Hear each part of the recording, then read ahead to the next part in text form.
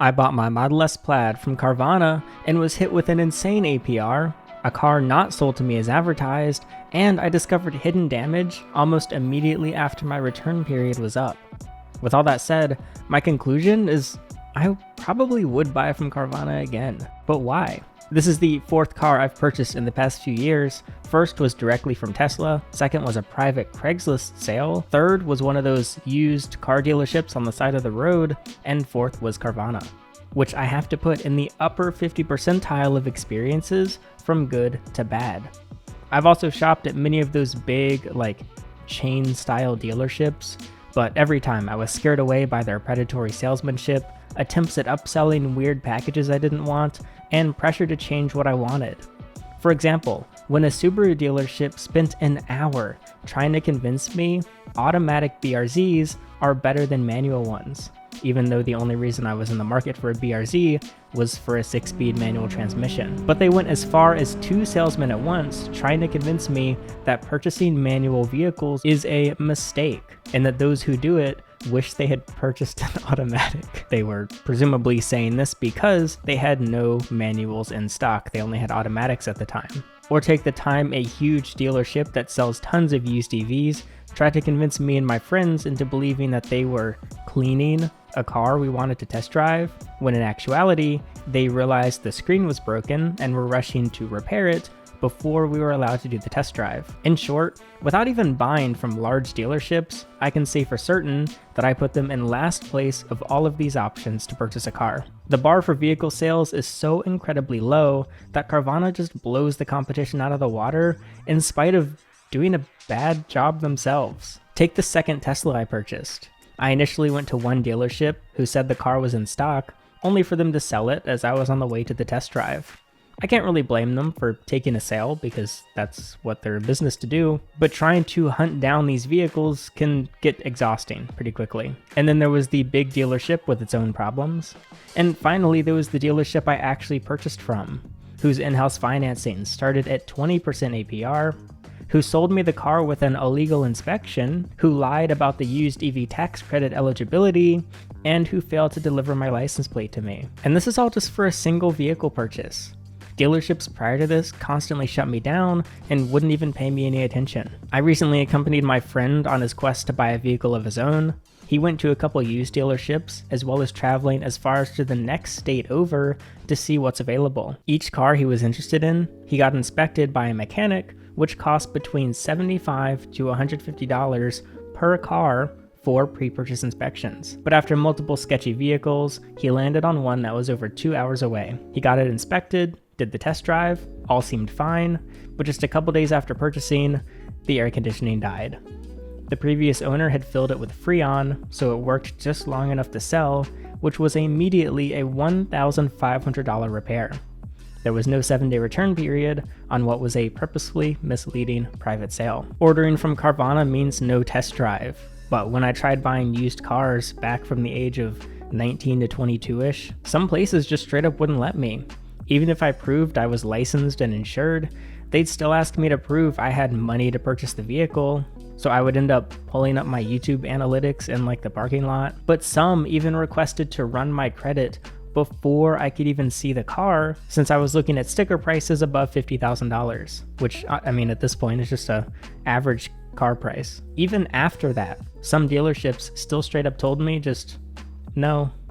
Now, I would have noticed some issues had I purchased this Tesla at a used car dealership where I could have seen the car before delivery, like the undisclosed exterior body damage and filthy interior. But Carvana really does offer a 7-day return period, which I could have taken advantage of. Now, one key difference between my friend's recent vehicle purchase and my recent vehicle purchase is he buys cars within his means and in cash. I do not. You don't have to finance through Carvana to buy from them, but I was just curious to see exactly how easy it was. And I have to admit, they did nail this part of the process. The last vehicle loan I got took a combined 8 hours at a credit union across 2 days due to me being self-employed, so they wanted a very thorough look at my finances. But I bought and financed this car, start to finish, literally in just a few minutes. I was genuinely impressed. You know what else takes just a few minutes is filing a claim in the case you are seriously injured. Your injuries could potentially be worth millions without the time-consuming appointments, paperwork, upfront costs, and reliving the traumatic event over and over. Insurance companies often lowball clients' claims, but if you become Morgan's client, they will fight to get you the money you deserve. They've achieved significant verdicts in the past couple months for victims involved in a huge plethora of injuries, including life-altering car crashes. Like $12 million in Florida, 34 times the highest insurance offer. $26 million in Philadelphia, 40 times the highest insurance offer. One client was hit by an uninsured motorist and sued his own insurance after they offered him just $50,000, which didn't even cover his medical expenses. So Morgan secured him over $5 million.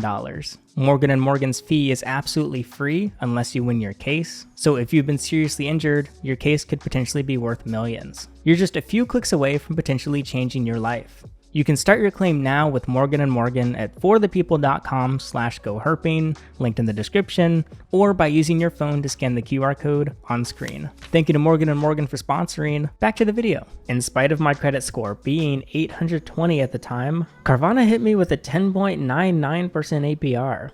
This means my $47,000 Tesla, which came out to over $50K after financing the taxes and fees, will cost an additional $20,000 in interest alone, bringing my actual total vehicle purchase price on a 75,000 mile vehicle that is 4 years old to $70,000. Also, that was a lot of numbers. And the crazy part is this is on the low end of Carvana financing. According to NerdWallet, if you have poor credit and you finance through Carvana, you could be hit with as much as 28% APR. But the thing is, Carvana accepts basically everyone. I've never been accepted for financing so quickly in my life for anything, and I've borrowed a lot of money from a lot of banks. Carvana not only sells directly and finances directly, but they also repossess cars directly. The dealership that sells you your car, and the bank that gives you the money to buy the car, and the repo service to take this car back when you miss your 28% APR payments are all owned by Carvana. It's all done completely in-house. They give you a car in just a few minutes, no matter your finances. You drive the car, you stop paying for the car, they take the car back and give it to someone else in less than 2 minutes. It's almost like a rental service, but every time the car's returned, it destroys somebody's credit. But was the car itself even a good deal? No, not really. Well, I don't know, it was $47,000 for this many miles on a car, and the car did depreciate a lot. The original owner of my car purchased it for $130,000 just 4 years ago, which means it's already been hit with 64% depreciation, which is definitely worse than your average vehicle. And this is the depreciation compared to my purchase price, and we all know that whoever sold the vehicle to Carvana sold it for even less than $47,000. I did compare this car to other Model S's I could buy, and it was essentially the same price as identical cars not from Carvana, but mine does have more miles. I probably could have purchased the same car with 40 to 60,000 miles instead of 75 for the exact same price. But there were a few problems. Firstly, I didn't want to. I wanted to see what Carvana was like. But also, the other cars were just really far away. The nearest comparable Model S Plaid was 150 miles away, at a tiny used dealership on the side of the highway, but that last experience did not really make me thrilled to travel as much as 12 hours away from home to go investigate these used Teslas in order to get one for the same cost with fewer miles. The Kelley Blue Book value on this Plaid the day I ordered it was an estimated $42,000 private sale compared to its $47,000 price tag. So take that as you will, and Carvana does not allow negotiation. So while I didn't have to travel to get the car did have to travel to me, which cost $690 up front, which is a non-refundable shipping fee. Carvana makes it very clear many times in the process that you will not get a refund no matter what once you submit that $700. This is because while you can return the car for 7 days, you're not actually getting a refund at any point in the process. You're simply not paying anything until day number 8 of the car being in your possession. Basically, Carvana doesn't process any paperwork until 7 days after you got the car. Like, you're essentially borrowing the car from Carvana until you're like, okay, I'll keep it. And then they process the paperwork automatically, but the shipping fee is paid up front, which you will not get back. Even though you're ordering a used car, sight unseen, that might be in different condition than you expected. Now, the most unexpected part of this experience for me was not realizing that Carvana doesn't disclose all damage on each vehicle. Instead, they pick and choose a few random pieces of damage and just show pictures of those. The only things they disclosed on mine was a small scratch in the paint and the driver's seat having some wear and tear. If you saw my second video on this car, you'll know what pissed me off the most is Carvana removing all of the tint. You can even see tint in the pictures on my financing page. And these are the exact pictures of the car that I got. Carvana takes pictures of every individual vehicle. And yet they ripped all the tint off the day before delivery. The car was covered in glue and took hours and a lot of harsh chemicals to get clean. However, what I later discovered was worse, and that was a piece of metal underneath the car was bent, which created this not ideal noise, which ended up costing me about $400 at Tesla service to repair. Now let's go back to delivery day, which I have an entire video on. It's actually one of my favorite videos I've made, but I will summarize it here as well. The staff were extremely friendly, and all the gimmicks that come along with Carvana's vending machine was actually really fun. I like it. It was a cool building with a lot of clear effort put into the design and engineering, with everything from big game tokens to sound effects that blast bass through the entire building so everybody knows that your car is coming down the vending machine. Carvana also offered delivery straight to my house on one of their nifty little trucks, but I opted for the vending machine experience. However, Carvana failed to charge my Tesla before delivery, and they left me with just 44% battery as I pulled off from the building. I also got a comment from a viewer who said that their Tesla, which was purchased from Carvana, was not charged at all. And so, instead of putting it in the vending machine for them, it was just sitting outside plugged into the wall. Carvana gave me just one key with this car, which is kind of unusual. They could have purchased a second Tesla key card for just 30 bucks, but they didn't. Also, they gave me an EV charger that's actually from a brand that's offered to sponsor me before. I just never set up a contract with them. It's literally just a generic J1772 charger, which doesn't even fit in a Tesla.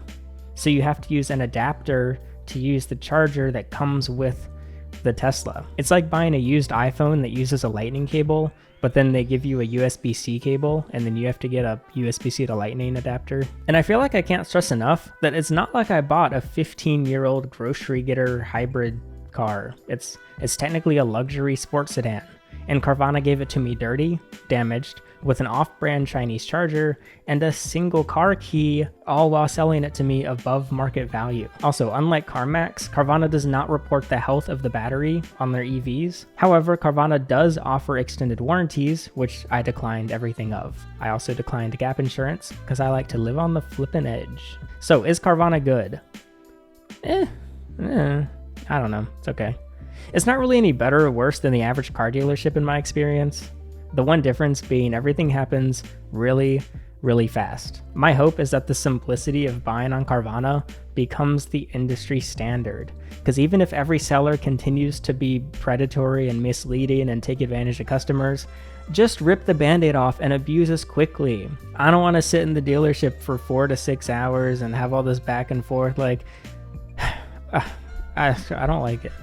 So if you are someone that loves to scavenger hunt for the perfect car, and you have a keen eye for mechanical issues, and you're patient, and have good impulse control, and you're good at face-to-face negotiation, yeah, you shouldn't use Carvana.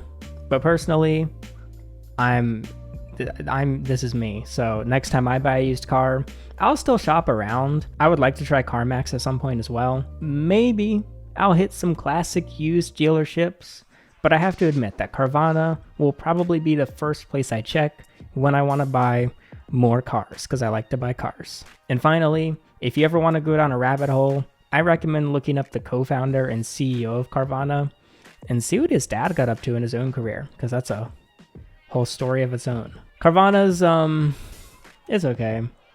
It's not that good, but I don't know. Buying cars just sucks. So at least it sucked more quickly with Carvana.